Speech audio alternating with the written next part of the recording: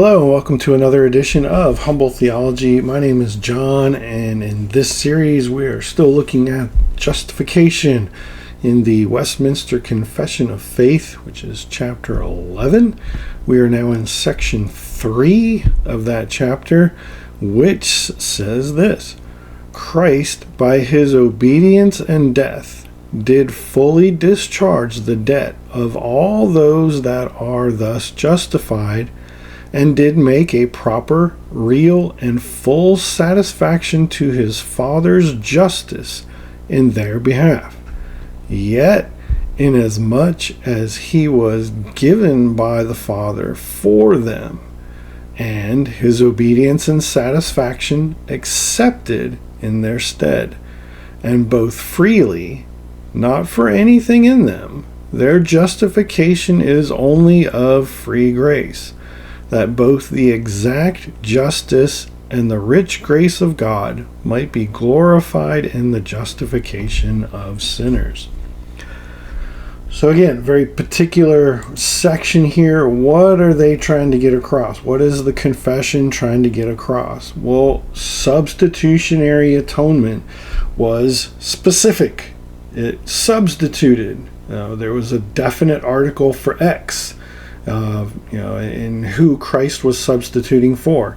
All those that the Father had given him are the ones that he provided his obedience and satisfaction, and this obedience and satisfaction was accepted in their place. And it was done freely, not for anything of us. So as this effectual atonement, or we would even say limited atonement, because in saying it's effectual, what God did is what saved. Christ saves his people. God says, I will redeem you. I am the Lord your God. He does this. And in saying that the atonement is effectual, refutes to the opposite side that it was a potential or just a provisional one. That it didn't have a scope of people in mind. It was just, I'm going to buy this gift and leave it on the table. And there's enough for everybody, but, we'll just see who partakes of it. No, God goes after a particular people to be his own. He gave a bride unto his own. You don't go looking for a bride and just say, well, whoever comes, come on, I'll marry you. No, you pick a specific bride. God has picked a specific bride for himself. And out of this, he provides substitutionally and effectively for them. His perfect life, his righteousness is credited to his people, both Old Testament and New. His satisfaction, his righteousness, his atonement is enough for all. So what this is trying to get across is that in this being effectual and not provisional, that it takes away from it any type of aspect of it not being freely given.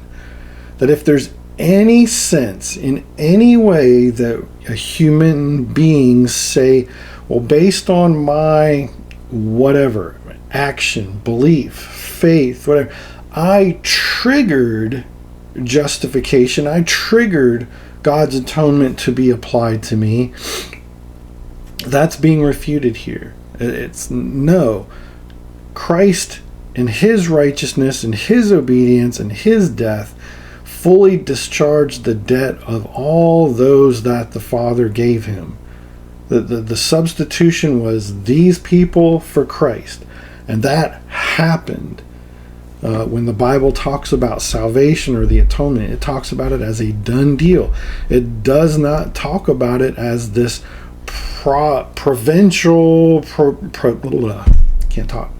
this potential provisional one. It doesn't talk that way. It says that this is done, and it's done for God, and it's done for his people. The good shepherd goes about. His sheep hear his voice. The others do not. The others do not have ears to hear, eyes to see. They are dead in their trespasses and sins. And as just as much as they might hear the outward call, hear about Christ, forgiveness of sins, atonement, stuff like that, it passes them by because, like I said, deaf person, they don't hear it. Blind person, they don't see it. A dead person, it doesn't react to them. You wonder why someone in sin is able to ignore God's incredible offer of forgiveness of sins and eternal life, as opposed to the opposite, punishment and eternity in hell. Well, how in the world does someone just overlook that or ignore it or say, I don't need that or believe that? Because they're in sin. It's because they're dead to these things. The natural man has no understanding. They can't comprehend what is being discussed here. And to say that we somehow trigger this is to take away something of the glory of God, that God might be glorified in the salvation of sinners. Because if it's just potentially out there, well, then he did his part, and whatever part I play takes whatever fraction of glory that is away from God, because I had to trigger it. Without me doing X, Y, or Z, like we talked about in the previous lesson, the previous section on justification, if I bring something to the table that triggers salvation, that triggers God justifying me, then I have a certain glory in what I did. We could say, no, it's not, or no, the Bible doesn't say that it is, or you did exercise faith, but it's not meritorious, and all that stuff. But you're using the language as opposed to that because you are saying it's part of a transaction. If I hadn't have done X, you're saying I would still remain in my sins. And if your view of salvation and justification is transactional in the sense that I do something that effectually brings what God did upon me, then no, that doesn't glorify God. That isn't him saving us. It's I've, in a sense, effectively saved myself. I've made use of the means in a very Pelagius kind of way that God left on the table. And yeah, he did everything because everything was there on the table. Oh, my ability wasn't there. Was I dead in trespasses and sins or not? So this takes sin and God's atonement seriously here in section 3 to say the atonement is an effectual substitution for the people given to Christ as a bride by the Father. His obedience, his satisfaction is also accepted in their stead and theirs only. And again, not for anything in them. It's free grace. God did this in and of himself.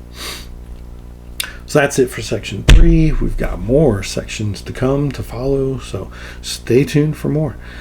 Thank you for watching. Like, subscribe, share, all that fun stuff, blah, blah, blah. If you're so inclined. Otherwise, stay tuned for the next episode. God bless. I'll see you next time. Bye-bye.